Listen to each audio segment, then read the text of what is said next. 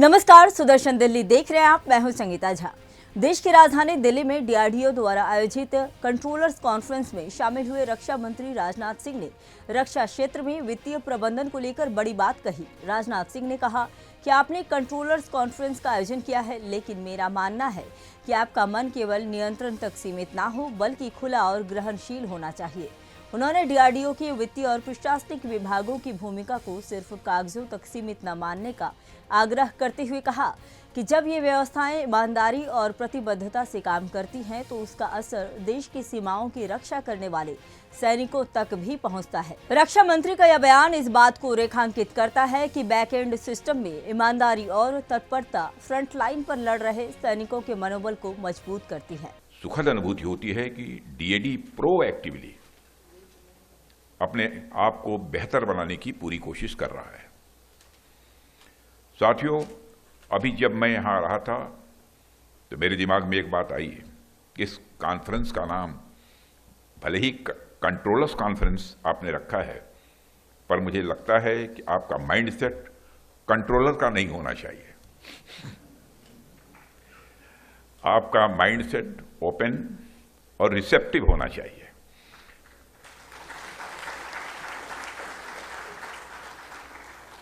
जिससे defence ecosystem में हो रहे चेंजेस को आप सभी स्टेक होल्डर्स के साथ ठीक तरीके से डिस्कस कर सकें और शेयर कर सकें।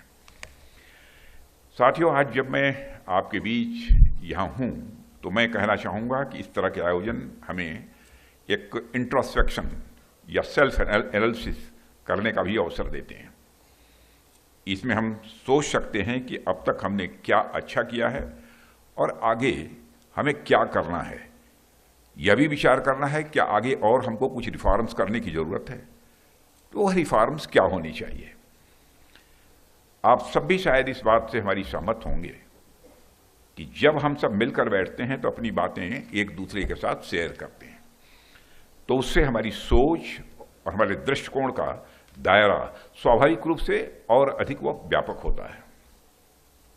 साथियों, मुझे ऐसा लगता है कि हमारे इस विभाग की जिम्मेदारी सिर्फ कागजों पर हिसाब किताब रखने तक ही सीमित नहीं है, बल्कि हमारे देश के सुरक्षा ढांचे का एक अहम हिस्सा भी है। और जब आप अपना काम ईमानदारी और एफिशिएंसी के साथ करते हैं तो उसका असर यहीं तक नहीं रहता है, इसका असर सीमा पर तैनात हमारे जवानों तक होता है। उन्हें भरोसा होता है कि उनके पीछे एक मजबूत व्यवस्था है, एक मजबूत सिस्टम है जो हर परिस्थिति में उनके साथ खड़ा रहेगा, उनका साथ देगा। साथियों, डिफेंस अकाउंट्स डिपार्टमेंट का नया मोटो ही मैं मानता हूं अपने में बहुत कुछ कहता है। अभी संस्थान का मोटो अलर्ट, एजाइल और एडेप्टिव है।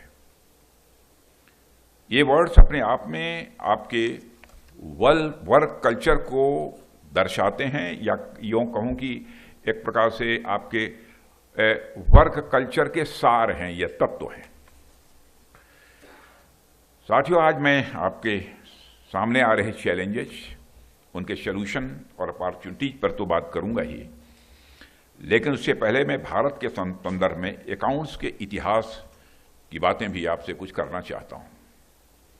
आप सब अकाउंट डिपार्टमेंट से जुड़े हुए हैं, जाहिर सी बात है आपका अधिकांश काम स्प्रेडशीट्स या एक्सेल पर होता रहेगा, होगा, मैं ऐसा मानता हूं। अब तो कई सारी और नई टेक्नोलॉजी भी आ गई हैं, मुझे बताने की आवश्यकता नहीं है, आप सब जानते ही हैं, जो कहीं ना कहीं आपके काम को आसान बनाती ही होंगी। लेकिन मैं आपकी यादों को थोड़ा सा पीछे ले जाना चाहता हूं। वैसे आपकी यादों को मुझे पीछे ले नहीं जाना चाहिए, लेकिन यह गुस्ताखी मैं पीछे ले जाने की कर रहा हूं। हमारे यहाँ अकाउंट्स को आमतौर पर बही खाता कहा जाता है, बोलचाल की भाषा में बही खाता कहते हैं। और आप में से जिन लोगों के परिवार में किसी ने कभी बिजनेस वगैरह किया होगा तो वह और अच्छी तरीके से इसे जानते होंगे। अगर किसी का बिजनेस से लेना देना नहीं रहा होगा, तब भी हम सब ने देखा है कि व्यापारियों के पास धागे से बंधी एक लाल रंग की डायरी होती थी और उसमें सारा हिसाब किताब लिखा रहता था। और कितने रुपये का माल आया, कितने रुपये का माल बेचा गया, किसने कितना बाकी लगाया और किसको कितना देना है, यह सारी चीजें उस लाल रंग की डायरी में लिखी रहती थी। और आपने देखा होगा कि प्राय पिक्चर वगैरह जो देखते होंगे तो उसमें कभी इस प्रकार की डायरी रखने वाली की जो फोटोग्राफ आती है, को बिल्कुल नीचे देखता हुआ और चश्मे से आंख ऊपर की तरफ।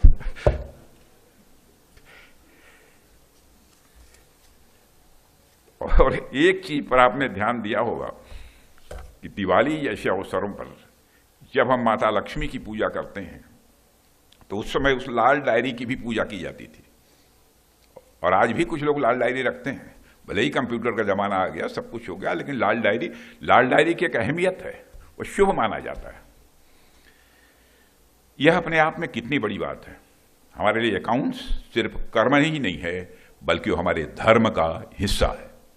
साथियों, मेरा मानना है कि इंटरनल रिफॉर्म्स ज्यादा ऑर्गेनिक होते हैं तथा इन्हें एडॉप्ट किए जाने में ज्यादा अवरोध भी पैदा नहीं होता है।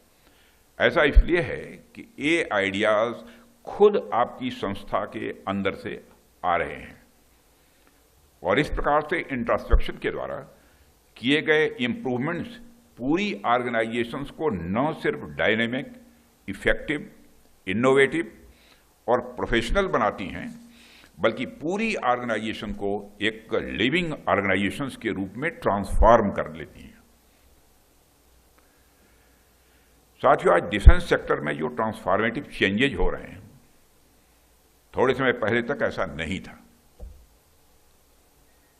आज के नए चेंजेज बड़े डायनेमिक और अनसर्टेन भी हैं। वैसे तो पीस टाइम का एक भ्रम के सिवा और कुछ नहीं है, लेकिन फिर भी पीस टाइम की अगर बात की जाए तो कई बार मैं सोचता हूं कि पीस टाइम में तो हम सब डिफेंस सेक्टर को मजबूत करने की ही बात करते हैं, पॉलिसीज बनाते हैं, इम्प्लीमेंट करते हैं, प्रोक्योरमेंट करते हैं, ट्रेनिंग करते हैं और अन्य कई प्रकार की एक्टिविटीज भी हम करते रहते हैं। परंतु अचानक से कुछ ऐसी सिचुएशन बनती है जो हमारे पीस टाइम की थिंकिंग को झकझोर देती है। कहीं ना कहीं हमें कुछ और करने की आवश्यकता अचानक दिखाई पड़ने लगती है। इसे मैं आपको एक उदाहरण के साथ बतलाना चाहूंगा। मान लीजिए कि हम एक विशेष प्रकार की इक्विपमेंट या एमिनेशन की एनुअल प्रोडक्शन किसी एक खास संख्या तक कर रहे हैं, खास नंबर की हमको इतना करना है और उतना कर पाते हैं, जिसे हम इस्टेब्लिश प्रोडक्शन कैपेसिटी के नाम से जानते हैं। अब अचानक कोई ऐसी परिस्थिति आ जाए कि हमें इस इक्विपमेंट या एमिनेशन की ज्यादा आवश्यकता पड़ जाए, तो उसकी उपलब्धता कैसे होगी? उसके लिए हमारे पास क्या प्लान होना चाहिए? ऐसी स्थिति में हमें क्या तैयारी रखनी चाहिए? इसके बारे में भी हमें पीस टाइम में ही विचार करना पड़ेगा। साथियों, फाइनेंशियल मैनेजमेंट के क्षेत्र में भी यह बात लागू होती है। नॉर्मल या रूटीन वर्क पीस टाइम की एक एक्टिविटी है, परंतु किसी अचानक आई सिचुएशन की वजह से अगर मैनेजमेंट या डिसीजंस मेकिंग में आवश्यक बदलाव लाना पड़े, तो उसके लिए हमारे पास क्या इनोवेटिव टेक्निक्स होंगे? इस पर भी हम सबको विचार करने की लगातार आवश्यकता है। साथियों, इसके पहले जब मैं आपके बीच आया था तो मैंने कहा था कि फाइनेंशियल मैनेजमेंट को आगे बढ़ाते हुए डिफेंस इकोनॉमिक्स के क्षेत्र में भी आप आगे कदम बढ़ाएं। और उसके पीछे कारण यही था कि आज भारत सहित पूरा विश्व रीअर्मामेंट के नए दौर से गुजर रहा है और अब इस क्षेत्र में काफी कैपिटल इंटेंसिव इन्वेस्टमेंट भी किए जा रहे हैं। फिलहाल के लिए दिल्ली सुदर्शन में इतना ही। देश दुनिया की तमाम खबरों के लिए इसी तरह देखते रहिए सुदर्शन दिल्ली। जय हिंद।